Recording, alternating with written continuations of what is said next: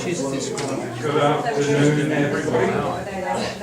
Hi, how you going? My name's Dash, and welcome to Parkside. I'm the manager here.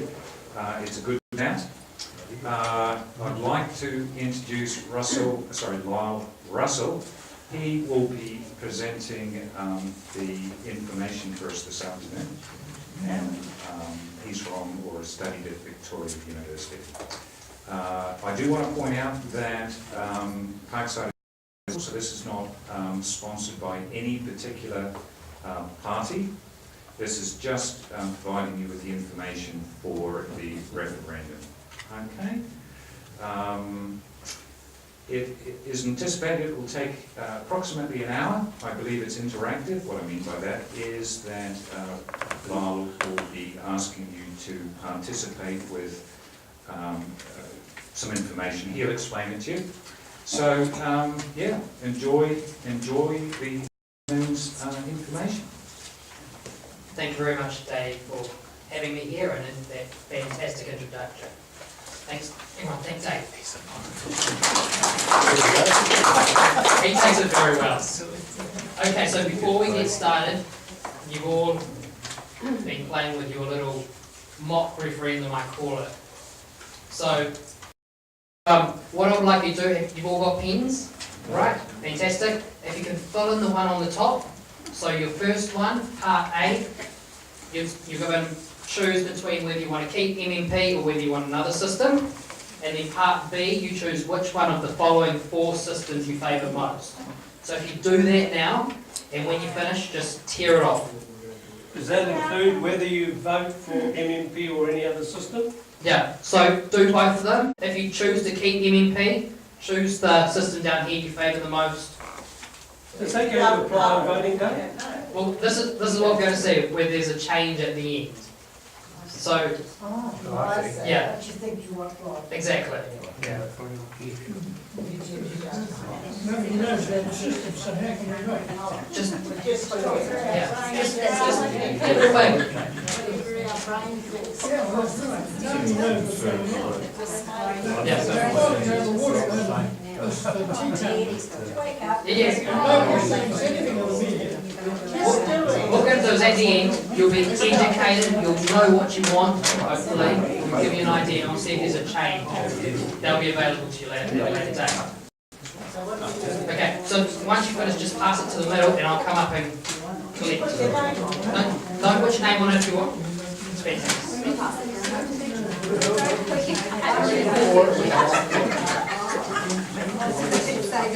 Say there's always one.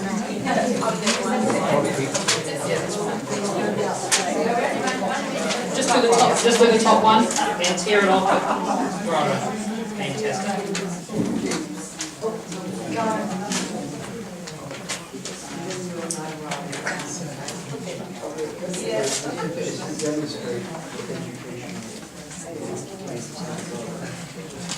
Okay. You're doing this as well? Just the top one.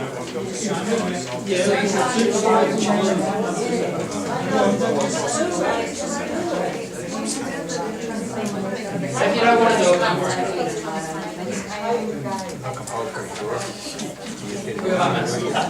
Yours is at the back. Just think if we change our mind after we listen to it. Because then most people don't.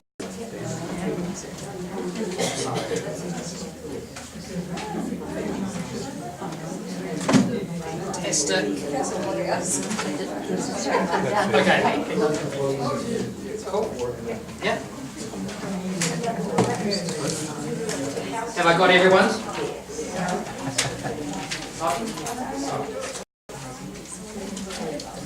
There's always got to be marching here and there. Thank you very much.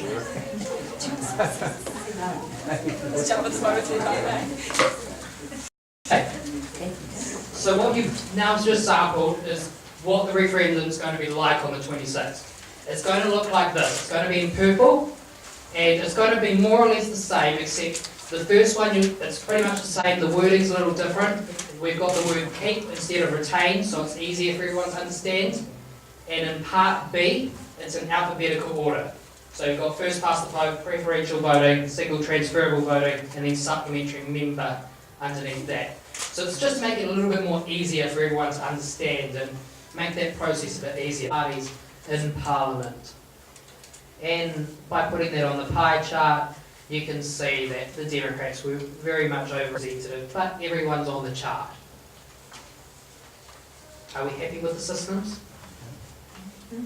Okay, so now we've gone over all of the systems on the referendum, and we're just going to have a little chat about the referendum itself. So, as I showed you at the start, this is what the referendum looks like. It's going to be nice and purple, and it's going to be very easy to understand.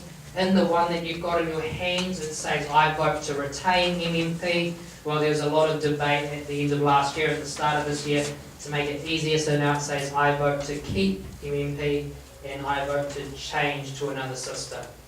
And also, as I said at the start, it's all in alphabetical orders. The one that you've got in your hands is just pulled out of a hat. It's in any order at all. So, what will happen after, okay, so I'll just finish this actually. So, you get to vote in both parts, or you can vote in Part A or Part B. It's best to vote in both parts. So you simply choose, do I wish to keep MMP or do I wish to change? If you wish to keep MMP, you tick here. If you wish to change, you tick here. If you want to keep MMP, that doesn't mean you're not allowed to vote in Part 2, because if the majority of people vote to change, well, you get a say of which one goes up against MMP. So that's your choice there. And we're going to have a look. So what happens after the referendum? Okay, so if half or more people vote to keep MMP, we keep MMP, but it's going to be it's going to be sent off to the Electoral Commission to have a look whether there's things we want to change. So at the moment, the 5% threshold, do we want to lower that, make it higher? These people at the Electoral Commission are going to be completely independent. They're not going to be electoral officials. So the vote's not going to bother to them. They're going to make it look real fair. And they're also going to look at the list members and electoral members' seats as well. So, for example, here's an example. Shane Jones up north of Auckland there, he hasn't won the electorate seat that he runs for up there, but he gets in on the Labour list seat. So it's going to be looking at whether that's fair, that he still gets in even though he lost his electorate seat, and whether the list can do that and what have you. And there'll be a number of other things, but this is just a small example of what you'll see. And if half or more people vote for change, well, Parliament will make a choice whether to put out a second referendum. They will do it, but they're not making the decision now, because if there's a change of government, so if there's a Labour government after the next election, the national government doesn't want to concrete on this referendum, so they have to do it in 2014. But that's when it will be. It will be in 2014, and the way it's looking, both parties are going to do it, depending on who makes the government. And that will be a two-run, so it'll be between MMP and the system that gets the most votes in Part B. So what? Okay. So what? Doesn't matter which system we're going to vote for. New Zealand is going to adopt it, and it's in our own unique way. So we're not going to do a complete clone if we vote for supplementary member as of what the Japanese do. It's not going to be a complete clone. We're going to adopt it in a way that these people in the Electoral Commission, or these independent folks, think is suitable for New Zealand. And the formulas are not going to be the same as what are overseas. It's all going to be changed in our own unique way. So it's not going to be a clone copy. And the things that aren't going to be an issue on this referendum is that there's going to be 120 seats in Parliament, because we vote for a different system. It's not going to change that. And there will always be the Maori seats. That's not going to change after this referendum. That's in another bill that isn't being touched at the moment. So now it's your time to vote again with your little referendums in front of you. Hopefully you've made a decision in some ways. So if you just do that now, and then we'll get into questions and what have you. So take the top section again. Yeah, just do it again. We're not really wise with all the system, but you point out some of the things that are wrong. I don't really want to do that because that may lead to favouritism, but I can give you a sheet which goes over the pros and cons. Yeah, I'll just go get my box.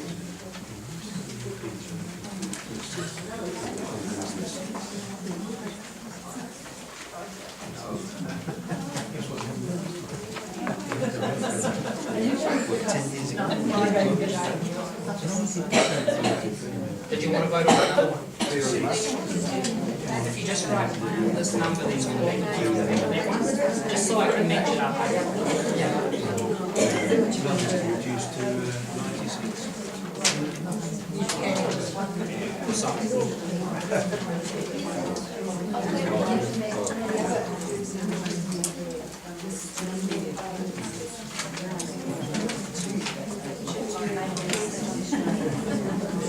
Fantastic.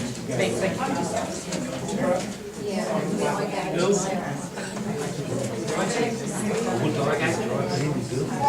That's fine. We'll be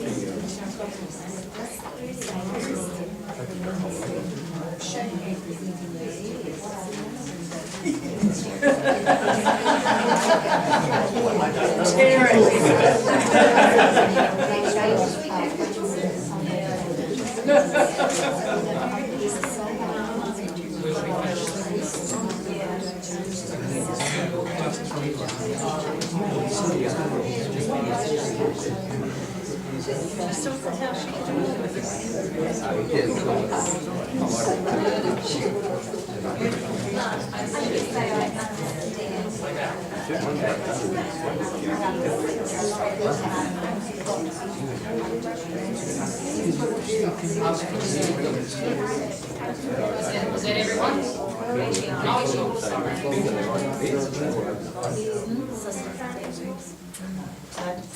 Okay, thank you very much for doing that. Now, okay, I'm just going to skip, okay, so you've just done that.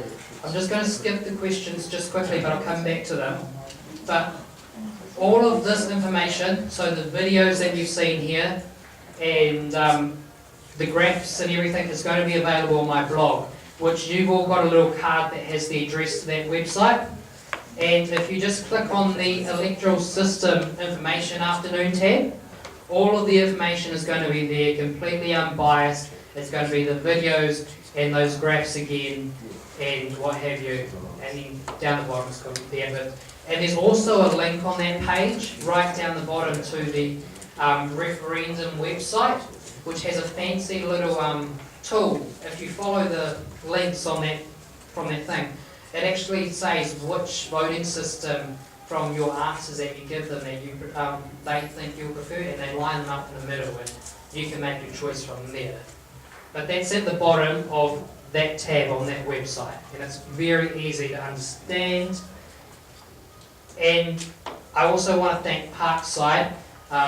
Dave has been fantastic to me with setting all this up and getting the ad in the Weekender, and it's been a lot of fun as well. And I just want, on behalf of Parkside, because they put a lot of work into this, and I have to say I haven't been able to contribute a lot, they would appreciate donations, and there's a donation box at the back of the room there that you can put your donation in. So we'll go back to questions if there are any.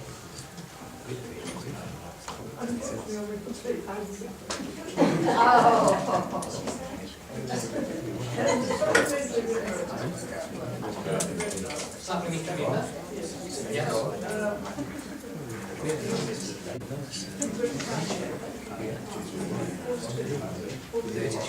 30 seats. So 30 seats for the party vote, and your electorate seats are for the other 19. And so you vote two parties? Yes. Yes. Very simple. Yeah. So the ballot for supplementary member is going to be more or less the same as it is with MMP. Your party vote is only for 30 seats in Parliament, while your electorate vote is for the other 19. So that's for your one local electorate who's represented you in Parliament will fight one of those 90 seats. So you vote, definitely for both, you vote for the county seat, you vote for the elected seat. Yes, So it's quite a definite, Yeah. pick for here and a pick for there. yeah, just like that. Okay? Yes? Whether or not MMP stays, or one of the other systems is introduced, are there mechanisms for having future reviews? Or when MMP brought in, there was this referendum was included, wasn't it? As a, Yeah, they said it was going to come at some point, but they never said a date. So it's really up to the government or public referenda to decide if there's going to be any future reviews. More or less, they haven't said anything whether they'll do another runoff later on, or there might be more evidence they'll come out if MMP doesn't get the majority, but I can't answer that question because there simply isn't any information. They are going to look at the pros and cons of MMP and see whether things should stay, but I'm not sure.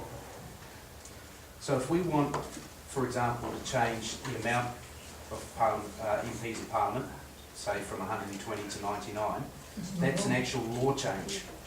Yeah. So we need to go through a law change.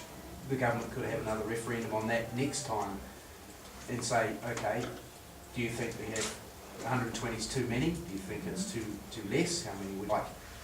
That would be another process, wouldn't it? It will be a completely different process.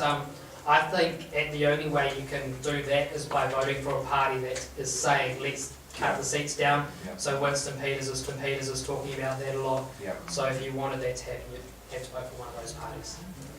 We've already had that. We've already had a referendum, or whatever you call it, where we voted that we wanted to get rid of MMP, and we voted that we wanted to reduce the number of seats in Parliament to 90. Okay. Over 80% of the people voted for those things. Nothing happened.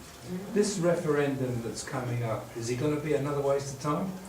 It could quite possibly be, I'll be completely honest. If we look at the anti-smacking referendum that came out, was it last year or the year before? There was something like more than 80% people said, hey, get rid of this bill, the government can completely ignore it. There is that possibility. Can you see the MPs voting for a system that just got a $7,000 salary increase? Can you see the MPs voting for a system where there's a possibility that they might lose their seats? Not in a million years. That is, okay, this is my opinion, that is one of the problems with politics in New Zealand, is that there are only such a small number of politicians out there, and they've been in there for, well, and the fact that they're not changing, we're not seeing like a new breed of politicians to say, come in, they're all staying there, so you can walk through Parliament Day and you see most of the same people there that were there 20 years ago. So they're becoming career politicians. Yeah. There should be a system like America, and the president can only do 2 terms, we should have the same for any politician in this country. My personal opinion. Yeah. But there should be the same for every politician. States or senators that they're Yes, that's Do right. you know why we don't have compulsory voting, but Australia does? Do you know anything about it? Personally, I don't really. Australia, it's been a decision they've made. They get very good voter turnout. One of the things is, I guess they don't want to tread on people's toes and say you have to vote. I think it's very good to vote. What you see in New Zealand was about 70% voter turnout in our last election. When you compare that to Middle Eastern countries that have just got the vote, and it's about 98, 99%, isn't that sad for our democratic process? Yeah. So that's one of the things that I want to do, is get people to vote. And is that where you get a party who say we're going to bring in compulsory voting? Well, When they find a party. and if you can buy the party, I don't think anyone's talking about it. I personally, I'm not getting into national politics, but I personally go around and I'll sort of promote try and get people rallied to vote. So that's why I come to do this, and it's been on the radio stations, trying to get people to know that this is coming up. And one of the best ways to get out there and vote is by knowing what you're voting for. So I put together a simple, I think, presentation to try and get people knowledgeable. Yeah? Yes. Thank you. No worries. Yeah, thank you. Is that everything? Well, that was very quick and easy, and I think that's about all. I just want to, this is one little thing that I came across a couple of months ago in the US. Vote with your mind, not your emotion. Okay, read into it what you will. I won't give you my definition to it, but I think that's very key when you go to the ballot booth on the 26th. Vote with your mind, not your emotions. And I just want to thank you all for coming along and educating yourselves. Thank you. Okay.